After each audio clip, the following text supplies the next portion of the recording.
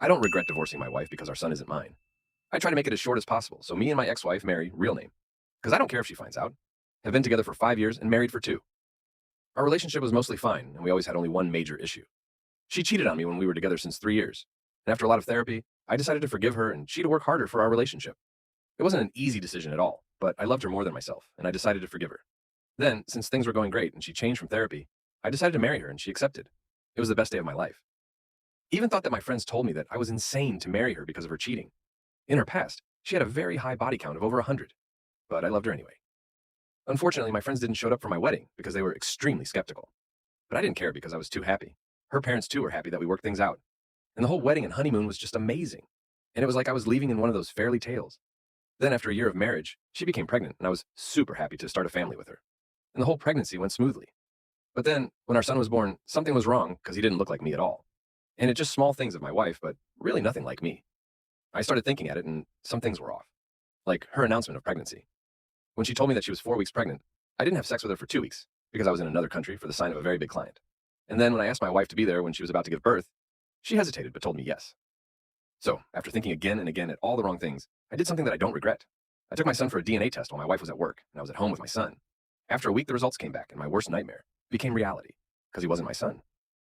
The same day, I immediately contacted my lawyer and after explaining him the whole situation, he started to prepare the divorce papers. So after a month, I served them to my ex-wife and told her that I knew that our son wasn't mine. So to don't make things complicated and to just sign the papers. The drama started and she started to cry, beg me to not divorce her, telling me that she would become better, that we could put our son for adoption, that she made a mistake and all the classic excuses of a cheater. But I put my feet down and told her that I couldn't change idea after I already forgave her once. After 2 hours of this pathetic scene, she finally signed the papers and packed her stuff. She called her dad crying and telling him to pick her up, but without telling him what happened. While we were there waiting for him, she was crying and begging me to forgive her, that she would become better. But I just ignored her. And when her dad arrived, he asked what the hell was going on, and I showed him the results of the DNA test. He started yelling at her and was extremely mad and angry for what she did. And finally, they drove away to her parents' house. Fortunately, in our country, the divorces under 5 years are quickly.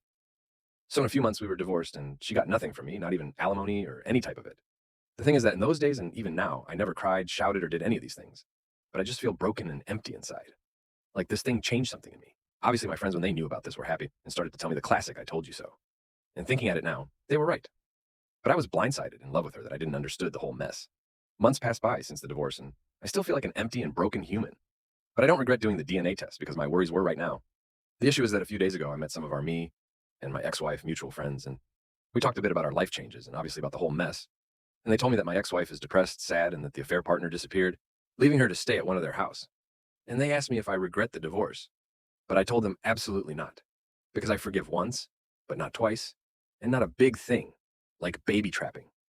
They called me heartless and cold for not thinking about her even once in the baby, which is 1 year old now. Because according to them, she still cries for me and still punishes herself for what she did because she really regret her actions. So am I the a-hole